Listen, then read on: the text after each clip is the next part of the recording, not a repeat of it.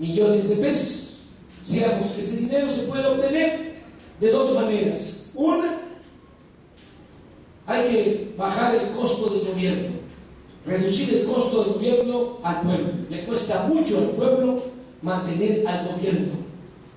Hay que bajar sobre todo los sueldos de los altos funcionarios públicos, que es un abuso lo que sucede, que hay funcionarios que ganan 600,000 pesos al mes.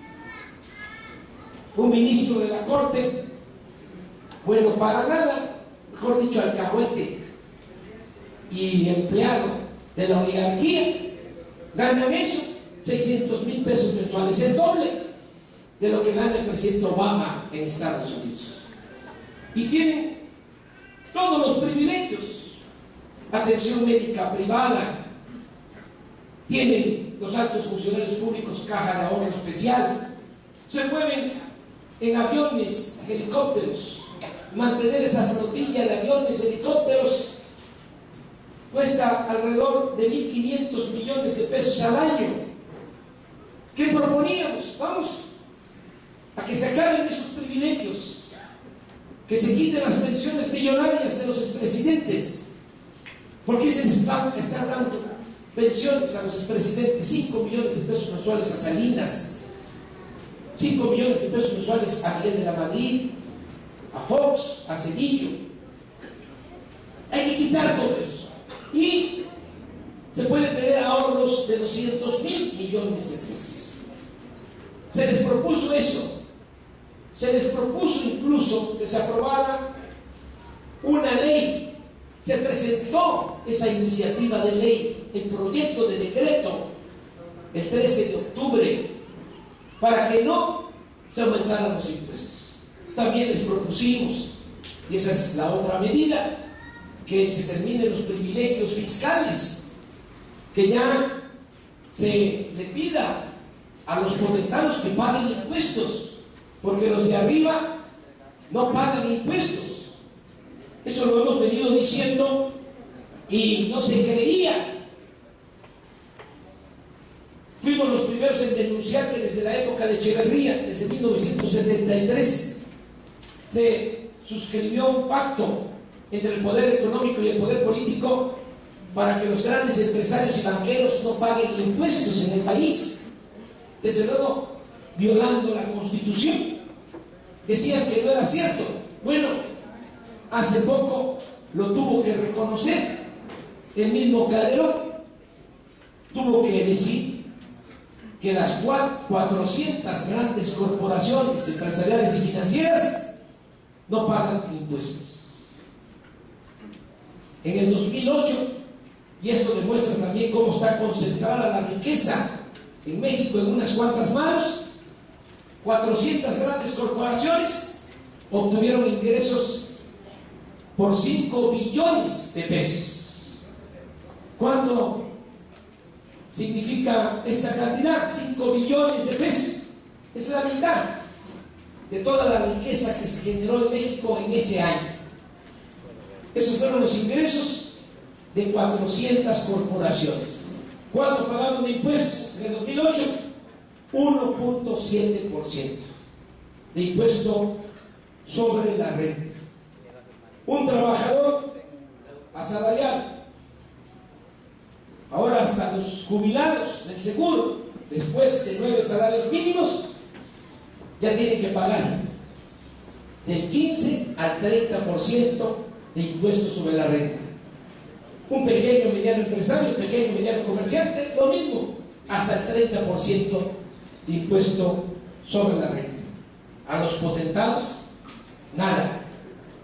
Por eso, el 13 de octubre también se presentó una iniciativa para reformar las leyes y terminar con los privilegios fiscales. Yo les comento, para que tengan ustedes una idea de cómo es el manejo del poder en México, que en esa iniciativa que se presentó se contemplaba cobrar impuestos para las operaciones que se llevan a cabo en la bolsa de valores.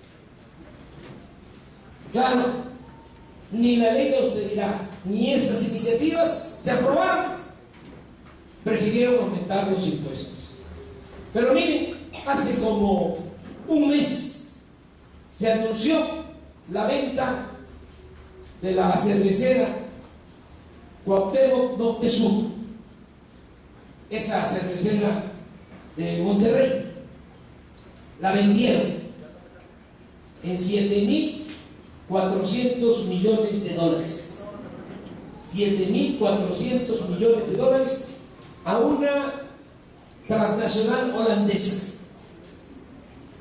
Si se hubiese aprobado lo que nosotros planteamos de cobrar impuestos para las operaciones que se hacen en la bolsa de valores, los dueños de esta cervecera que van a recibir, que ya recibieron los $7.400 millones, tenían que haber pagado de impuesto $1.500 millones, alrededor de $22.000 millones de pesos de impuestos.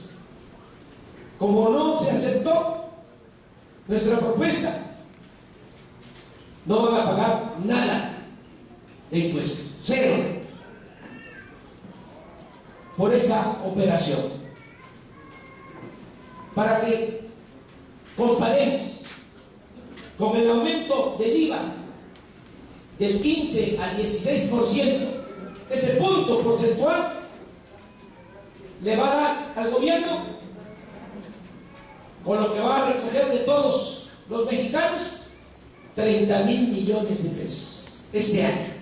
Eso es lo que significa ese aumento del 1% en el IVA. Ya no es el 15, sino el 16 que cobran. $30.000 millones de pesos. Con una sola operación como esta de la venta de la cervecera, hubiese el erario obtenido $22.000 millones. El 70-75% de todo lo que le van a sacar a los mexicanos este año por el aumento porcentual del IVA. Entonces, ¿por qué actúan así? ¿Porque no hay justicia fiscal? ¿Por qué estos privilegios fiscales? Bueno, ¿quiénes son los dueños de la cervecera que se vendió? ¿O quiénes eran los dueños? Pues un señor Fernández de Monterrey, Valleres, que es también otro potentado. ¿De quién era también esta cervecera? De Servige, el dueño de Bimbo. ¿Cómo estos son los que mandan? Pues estos son los que deciden toda la política en el país. Y ellos, repito, no quieren que esto cambie. Más ejemplos, miren, como aquí lo decía el maestro, lo que hicieron con los trabajadores electricistas. Despidieron de manera infame a 44.000 trabajadores electricistas con el pretexto de que no funcionaba bien la empresa Luz y Fuerza del Centro. Yo fui jefe de gobierno en la Ciudad de México. Jamás recibí una queja por falta de servicio eléctrico. Nunca fue un empresario a decir que no podía invertir para crear una nueva empresa porque no tenía asegurado el abasto de energía eléctrica. Jamás hubo un problema de ese tipo. ¿Qué es lo que está detrás? ¿Por qué hicieron eso? Porque les estorbaba el sindicato. Les estorbaba el que los trabajadores actuaran con rectitud, porque era y sigue siendo uno de los mejores sindicatos con más democracia a su interior en todo México. Pero ¿a qué les estorbaba? Pues a los negocios